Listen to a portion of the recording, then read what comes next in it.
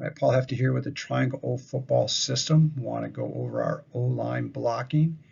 Um, the way we do this is we have 4 different families that we call for blocking. We're going to do individual videos for each of them so we can get specific. So family number 1 here we're going to cover is our zone blocking concepts.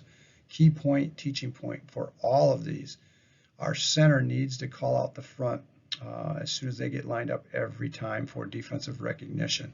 And to keep it simple, an even front call would be guards covered, odd, guards uncovered, and TNT when the center and guards are all covered.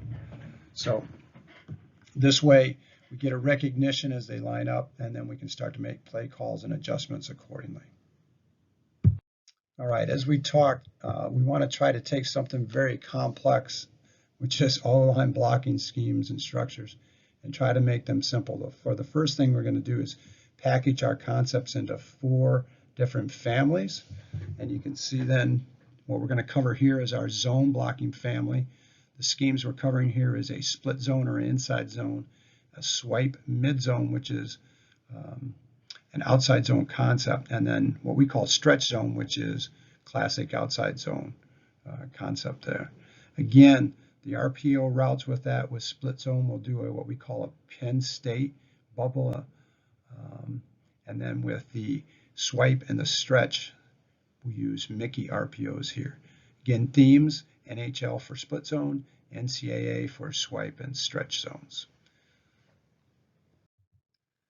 All right, as we install things, we use a 3x3 process. That's with everyone. So in practice, the first phase of practice, we would just do focus on one of these zone concepts and do our RPOs with it.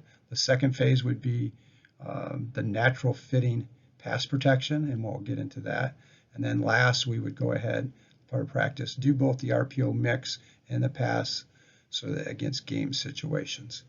Again, the key is there's overlapping concepts for the O-line. We just change things on the back end with the skill people.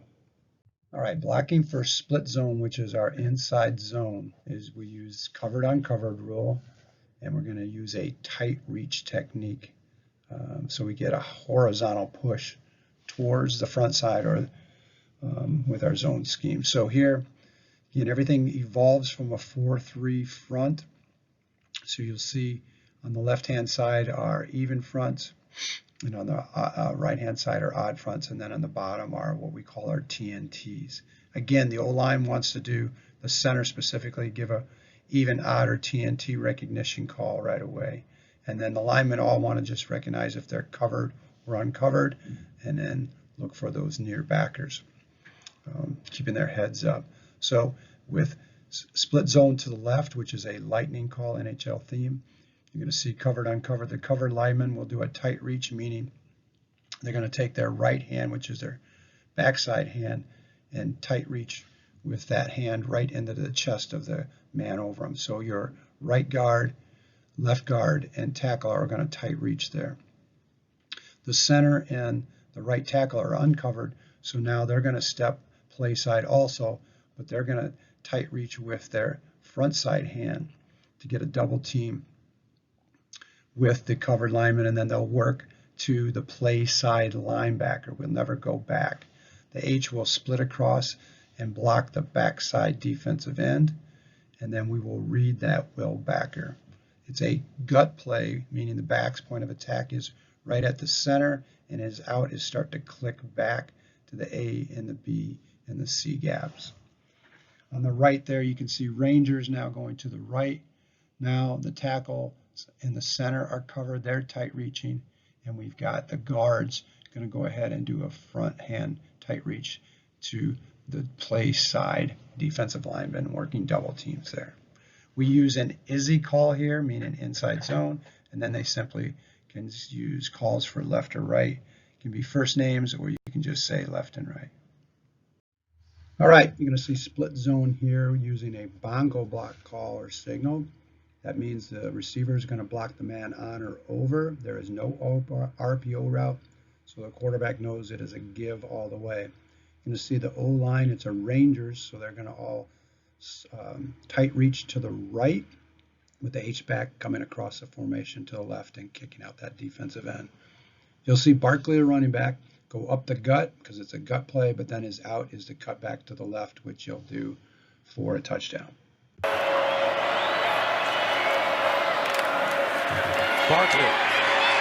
Barkley breaks it up. Barkley's going to get a block. McSorley in front of him. Touchdown, Nittany Lions. With swipe mid-zone, we're going to use our outside zone technique, which is a far reach technique. But like split zone, the H-back is going to split across the formation and kick out that backside defensive end. So what's going to happen here, if we look at the diagram in the upper left versus the 4-3 base, left, the minors is the call to the left. It's an NCAA theme. The linemen are all going to far reach to their left. Again, if you're covered, you're going to far reach to that defender's far shoulder. If you're uncovered, you're going to far reach with the near hand, again, trying to get to overtake that far or play side defensive lineman, then working to the next level. The running back here comes across the quarterback, 7 steps now, but plants and is going to read that tackle's block because the H-back is gone. We want to have our shoulders square and really are looking most of the time cutting back behind that tackle or guard's far reach block, going to the B gap with it. We'll use an Aussie call for outside zone technique here, all the way with it. Okay. The difference between swipe and stretch is the backside tackle on swipe is going to far reach because the H-back will take that defensive end. And when we get into stretch, classic outside zone, the H stays play side, and then that backside tackle has to lock on to the defensive end.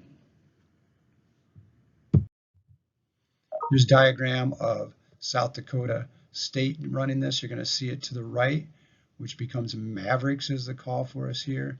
You're going to see the H-back split across to the left, and the back will stretch across the quarterback's face, but stick his foot in the ground and then go straight upfield, mid-zone.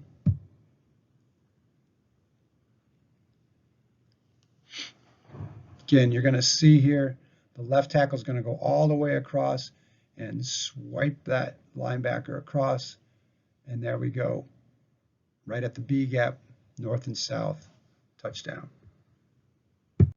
Now with stretch zone, outside zone, we're still going to use our far reach technique, but we're going to keep the H back to the front side and head him into the far reach technique. Now the running back's point of attack is going to be wider, still going to plant on the 7th step, but now he's going to go at the back side of the H-back and read him inside or outside. With this happening now, the backside tackle is in the diagram here in the upper left against the 4-3 base, is going to start his far reach to the left, but then has to turn back and lock up on that defensive end since we have nobody covering him in stretch zone. Again, we'll use our Aussie call here and our far reach technique. Quarterback still reading the mic for the Mickey RPO. Here's Kansas City Chiefs running this to the right, which would make that a Rebels call. You're going to see the Mickey RPO, where if the mic fills play side hard or scrapes wide, we just hit the backside receiver running on a hot over route.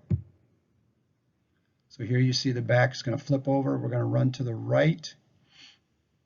And there is, with the linebackers vacating, we're going to hit the hot over on the backside. You're going to see this from a rear view here.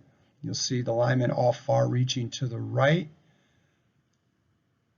And the quarterback's just classic RPO. Got the option. Last then is just a template for you to use to go over blocking and actually use it like a workbook if you want. Again, everything evolves from a 4-3 base defense, and we've got then the base and the over 4-3 front, even fronts to the left. We've got the 34 odd and a 33 stack to the right, and on the bottom in the gray are the exceptions where we've got a TNT with the 4-3 under and the TNT Bear. They're both basically 5-man line type schemes. Thanks.